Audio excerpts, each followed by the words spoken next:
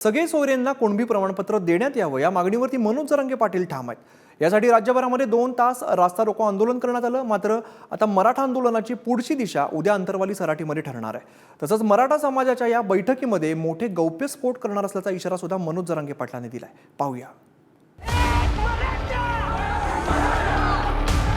कोणचा डाव यशस्वी होऊ देत नाही, कोणचाच। कालच्या दिवसात आणि परवाच्या रात्री खूप काही घडलंय। तुम्हाला हे जड जाणार, 100% जड जाणार आहे। आम्ही हातातच नाही। जरांगे पाटलांच्या घोषणेप्रमाणे राज्यभरात रास्ता रोको करण्यात आलाय। मात्र आता आंदोलनाची पुढची दिशा कशी असेल हे उद्या ठरवलं जाणार आहे। यासाठी अंतरवाली सराटीत मराठा समाजाच्या महाबैठकीचं आयोजन करण्यात आलंय। या बैठकीत मनोज जरांगे पाटील मोठा गौप्यस्फोट करणार आहेत। तुम्ही कसे मला हरायला निघालात आणि गुतवायला निघालात तेही मला बघायचं। तुम्हाला मला कैद करणार आहेत का अटक करणार आहेत? तुमचा कोणचा डाव यशस्वी होऊ देत नाही, कोणचाच। हा तुम्ही काळजीच करू नका। फक्त उद्या मराठा बांधवांनी बैठकीला यायचंच म्हणजे यायचंय। कारण अंतिम टप्प्यात शेवटच्या दणक्यात आरक्षणाचा विषय आपल्याला चर्चा करायची सविस्तर।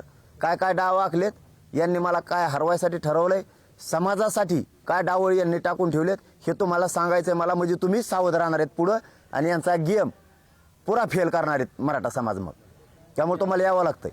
उद्याच्याला आणखीन एकदा काही विषयावर चर्चा करायची। काय काय डाव आखले जात आहेत, काय काय केलं जात आहे, काय षडयंत्र चाललेत, रात्रीतून कोणते कोणते आमदार एक यायला लागलेत। आपली 13 मार्चची तारीख अचानक कालच का घेण्यात आली याच्यावरची मला जरा सविस्तर सगळं आपल्या समाजाशी बोलायचं। खूप काही या कालच्या दिवसात आणि परवाच्या रात्रीत, कालच्या दिवसात आणि परवाच्या रात्रीत खूप काही घडलंय। हे आपल्या समाजासमोर सांगणं गरजेचं आहे। मलाही काही निर्णय उद्याच्याला घ्यायचे। खरं तर 29 मार्च पर्यंत दररोज रास्ता रोको तर 3 मार्चला राज्यभरात एकाच वेळी चक्काजाम आंदोलन करण्यात येणार होता। पण आता धार्मिक कार्यक्रम, विद्यार्थ्यांच्या परीक्षा आणि लग्न कार्यामुळे आंदोलनात बदल करण्यात आलाय। मात्र आपण मागे हटणार नसल्याचा इशारा जरांगे पाटलांनी पुन्हा एकदा दिलाय। मराठा बांधवांना जाहीर सांगतो, तुम्ही नुसता रास्ता रोको केला म्हणून जर गुन्हा दाखल केला ना, तुम्ही मला येऊन सांगायचं। कारण काही SP आणि PSI जाणून बुजून शांततेत केलं तरी गुन्हे दाखल करायला लागले। हे सरकारला मागात पाडणार।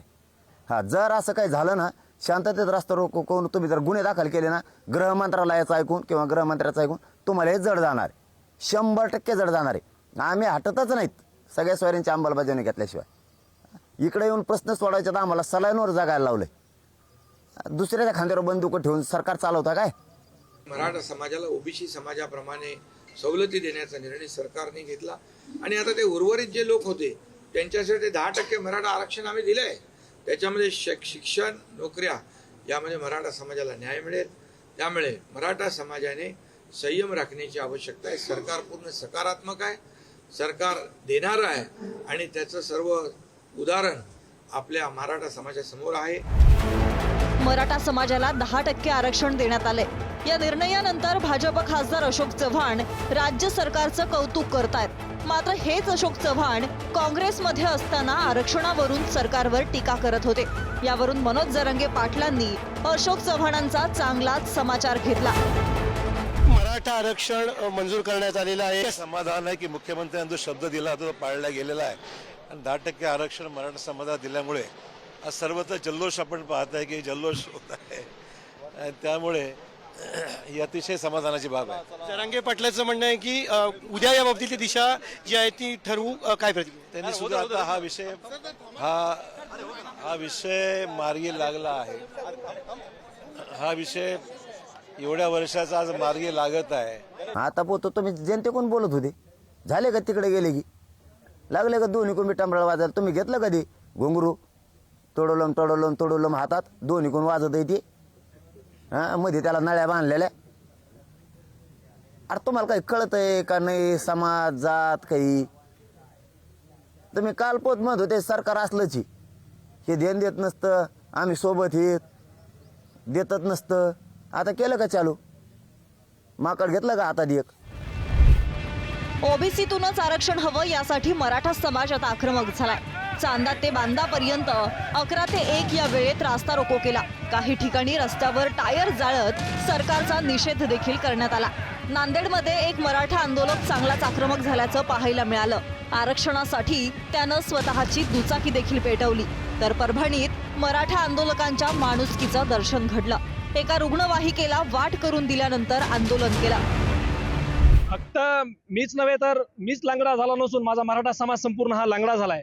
आणि सरकारला दिसतंय, परंतु जाणीवपूर्वक ते सरकार त्याची म्हणजे बाजूला टाकण्याचा प्रयत्न करतंय. सगळे सोयऱ्याची जी अधिसूचना माननीय मुख्यमंत्र्यांनी 27 तारखेला काढली होती आणि तिथं वाशीच्या मैदानावर आणून दिली होती. त्याचा 16 तारखेपर्यंतचा त्याच्यावरती हरकती नाहरकती मागवल्या होत्या. त्या आता प्रक्रिया पूर्ण झाली. त्यामुळे सगळ्या सोयऱ्याचा कायदा तात्काळ केला पाहिजे अधिसूचनेवर, ही मराठा समाजाची मागणी. भावना तीव्र आहेत. या ठिकाणी आमची अशी मागणी आहे की या ठिकाणी आम्हाला हे 10% आरक्षण नकोय, आम्हाला ओबीसी मधून आरक्षण पाहिजे. आणि ही आमची मागणी आहे. जोपर्यंत आम्हाला ओबीसी मधून आरक्षण मिळणार नाही तोपर्यंत आम्ही हा बेमुदत या ट्रेन पुकारलाय. त्या ठिकाणी आम्ही कोणताही जो मराठा समाजाचा जो सहभागी होणार नाही त्याला आम्ही कुठे रस्त्याने फिरू देणार नाही, ही आमची मागणी आहे. अधिसूचना जी काढली होती सगळ्या सोयऱ्यांची, तेच सगळे सोयरे आम्हाला पाहिजे आणि तेच आरक्षण आम्हाला मिळालं पाहिजे. म्हणून हा आजचा रस्ता रोको आहे. अन्यथा हा केला नसता आम्ही सरकारचे गोडवे गायले असते. आम्ही आव्हान करतोय की सरकारने थांबवावं आणि लगेच एक वेगळ्या प्रकारचं अधिवेशन घेऊन कॅबिनेटमध्ये घेऊन अध्यादेश काढावा. आता कुठेतरी सगळा मराठा समाज एकत्र होत असताना पुन्हा एकदा या सरकारनं 10%चं EBCचं गाजर दाखवून पुन्हा एकदा मराठ्यांच्या तोंडाला पानं पाचलेली आहेत. आणि आमची सगळे मराठ्यांची मागणी आहे की मराठा समाजाला हे OBC मधून 50%मधूनच आरक्षण मिळालं पाहिजे आणि सगळे सोयरा कायदा लागूच झाला पाहिजे.